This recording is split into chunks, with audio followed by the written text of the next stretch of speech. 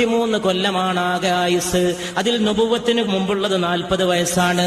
നുബുവത്തിന് ശേഷമുള്ളത് കിഴിച്ചാൽ 23 കൊല്ലമാണ്. ആകെ കൂടി കിട്ടിയത് 23 കൊല്ലമാണ്. 23 കൊല്ലം കൊണ്ട് നീതി ലോകത്ത് നടക്കണം. 23 കൊല്ലം കൊണ്ട് പെണ്ണിനെ മോചിപ്പിക്കണം.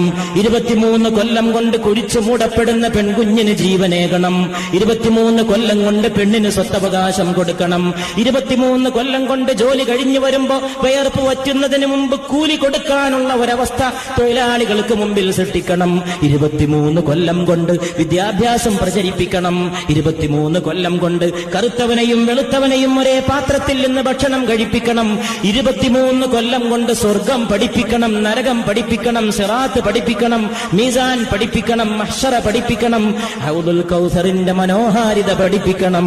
23 കൊല്ലം കൊണ്ട് രാഷ്ട്രീയ നീതി, 23 കൊല്ലം കൊണ്ട് ഇക്കണോമിക് ജസ്റ്റിസ്, സാമ്പത്തിക നീതി, 23 കൊല്ലം കൊണ്ട് പൊളിറ്റിക്കൽ ഫ്രീഡം, രാഷ്ട്രീയ സ്വാതന്ത്ര്യം, 23 കൊല്ലം കൊണ്ട് പേഴ്സണൽ ചാസ്റ്റിറ്റി, വ്യക്തിപരമായ വിശുദ്ധി, 23 കൊല്ലം കൊണ്ട് ഫാമിലി അഡ്മിനിസ്ട്രേഷൻ, കുടുംബത്തിന്റെ ഭരണം, 23 കൊല്ലം കൊണ്ട് നാഷൻ ബിൽഡിംഗ്, രാഷ്ട്ര നിർമ്മാണം, 23 കൊല്ലം കൊണ്ട് കൾച്ചറൽ റിനൈസാൻസ്, സാംസ്കാരിക നവോത്ഥാനം, 23 കൊല്ലം കൊണ്ട് സിവിലൈസേഷൻ, നാഗരികത, 23 കൊല്ലം കൊണ്ട് അതിനേക്കാളൊക്കെ അപ്പുറം ആകാശഭൂമികളെ പടച്ച റബ്ബിനെ പഠിപ്പിച്ചു കൊടുക്കണം ജനങ്ങൾക്ക്.